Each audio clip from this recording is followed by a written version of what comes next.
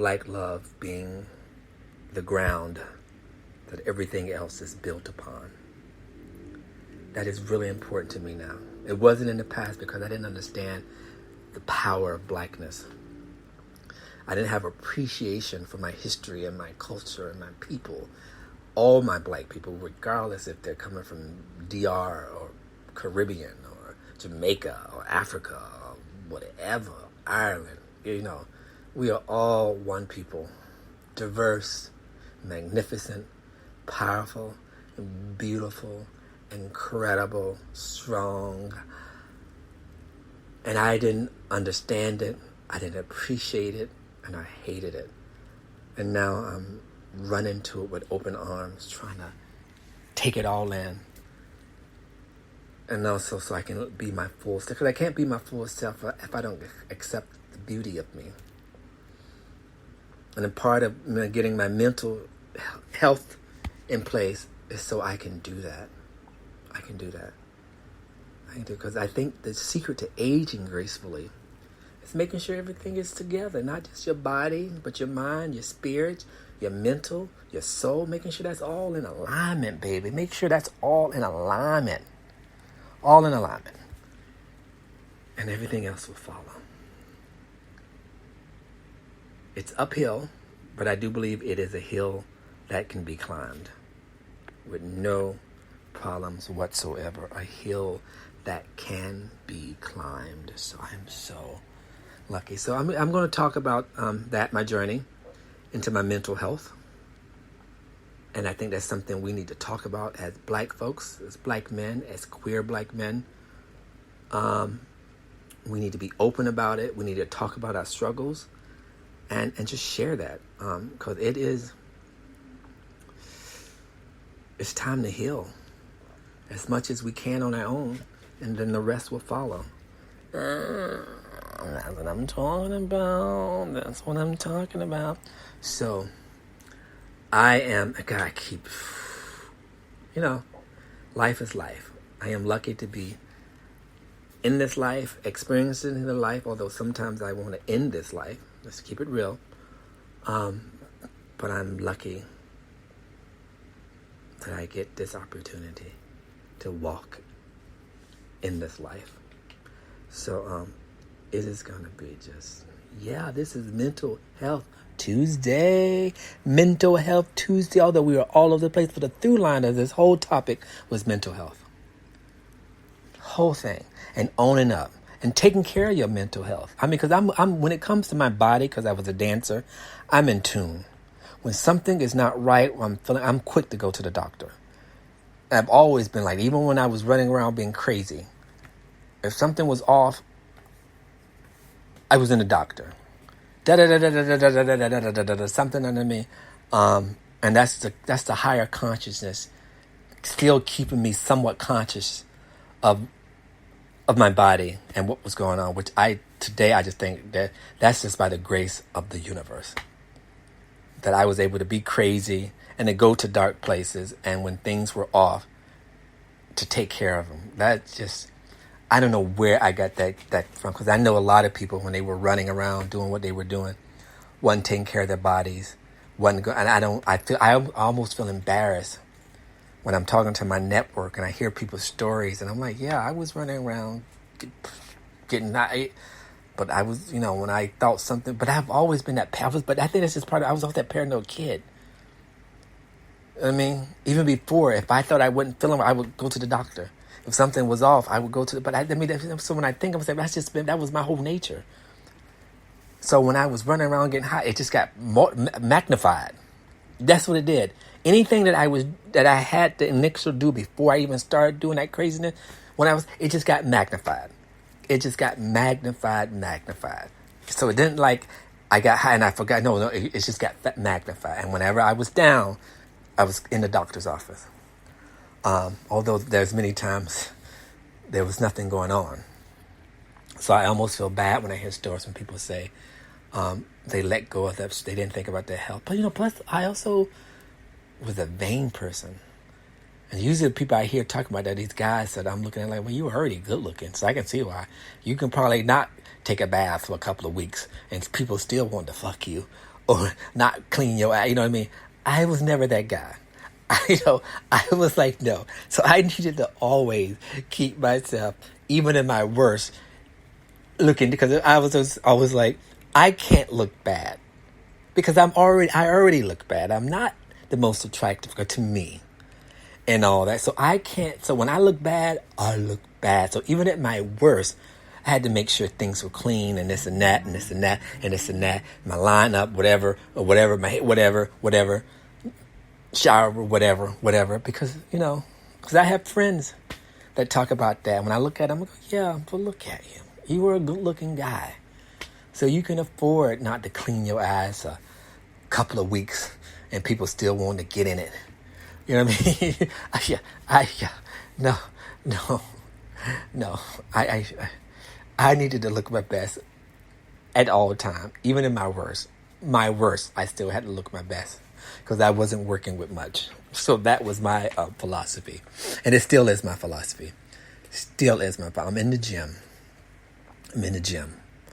Always. I'm picking up 90 pounds. I'm trying to get to, not trying, I'm going to get to 90 pounds because I want to get a fat ass and bigger, but definitely a fat ass. That's what it's all about, getting a bigger ass. Plus, I want to look sexy as I get older, I think that's possible for now. Eventually, things will, but I think I got another good 10 years or so to keep it up. So I'm going to run with it. So I'm picking up 20 pounds to get to 190 so I can have a bigger butt, bigger thighs, because I've been small my entire life. And I want to know what it feels like to be a size 34. I don't want to get bigger than a size 34. I don't know what it feels like to wear a size 34 pair of jeans. I know. Everybody's like, what? Fuck you. You cunt. Don't say it. Don't do it. So I'm planning on doing stand-up showcase. I just got to get my nerves because I was doing it before the pandemic. And then because it's just crazy. I just like doing crazy stuff. I want to invite some of my network, but I'm a little embarrassed because they're all gay. And, gay people, we have a differences of humor. And if I'm not on point and I'm not being myself, it's just not going to work. They're going to be like, what? But I just want to do it for fun. It's not that I'm trying to achieve anything, but it is a great creative outlet. And anything that's creative. I'm working on a play. That's another story that I need to finish. I know, God, which I will. And I'm going to finish it this year or next year. I'm going to do it for the next, for the festivals. I missed this year, so I have until next summer to finish it and get it in for festivals. So I'm excited about that. But today was mental health issues, mental health day, and we talked about that. So I'm just happy in this present moment. I'm just happy because I think I'm finally going to get answers and I'm going to get help. The doctor asked me, do I have any objections to being on medicine? I said, to be honest, I do. Because I've heard horror stories. Plus, I want to pick up weight, but I don't want to pick up weight on a pill, though, because I see it goes straight to the belly. And that ain't going to work for me. Not for me. Nothing wrong with the belly. I think it looks good on some men. It's good on some men if your body can carry it. But I'm just a small guy, and I look like, I don't want to say Ethiopia, because that sounds so fucking racist. But, somebody who's malnutrition. So that's what I'm talking about. I'm going to Hawaii. I'm hoping. And I know we're going to talk about that because I still got to figure out. Everybody who's going, I'm hoping people that I want to go are going. We're going to see how that plan pans out. But, it is going to be amazing. Amazing, people. So my advice would be, if you're going through any mental health issues, just keep a catalog, a notebook. keep, especially if you're young, because you may think you're invincible and there's not going on. Just keep, just keep a catalog. And if you know someone you're going through mental, like depression or anxiety, talk to someone, because no one should have to suffer. And if you're older and you're shy or you're embarrassed, get over that, because it's about living a full, healthy, dynamic life and you being your most authentic and best self. And you can't be your most authentic and best self if you're dealing with a mental issue, or not avoiding and not dealing with a mental issue. Because it's about being the best. And the best way to be the best is to take care of yourself. And the 5 things must be things that I live by, that I'm learning to practice in a deeper meaning: mental health, emotional health, sexual health, physical health, and spiritual health. Those are the 5 pillars for a successful, healthy life.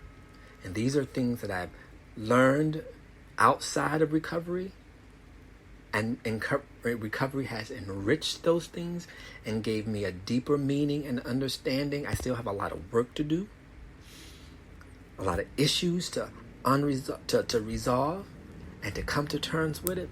But I also understand that there's hope, even in my darkest days.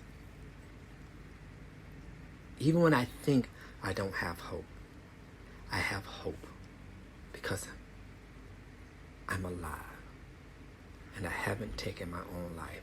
So just in that alone tells me that even in my darkest days, I have hope. So I think it's really important that we talk about these mental stuff, these mental issues, and we seek help, and we be kind to ourselves and understand that the universe, higher power, God, Allah, Buddha, got you.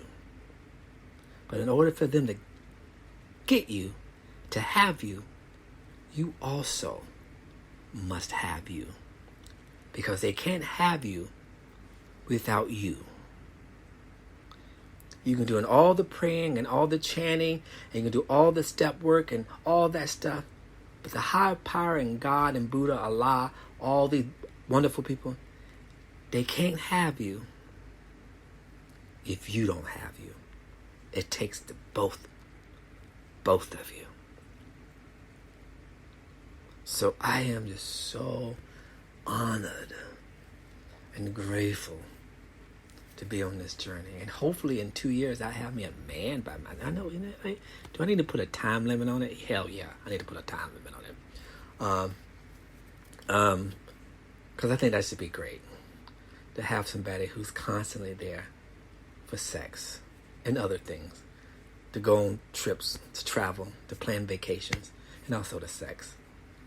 You would think my sex drive as I get older has just kind of died. And it's like, no, it's just same, pretty high, can be pretty intense. And if I got the right lover, we will build another universe, which is him and I. Ooh. Oh, God, that sounds so crazy, right? Crazy. So, take care of you. Don't be afraid to take care of you. Don't be afraid to talk and seek and ask for help. Because that's God working. When you ask for help and you seek help and you take care of yourself, that is God doing his work. You and him working together. Making it happen. So make it happen. And be loved.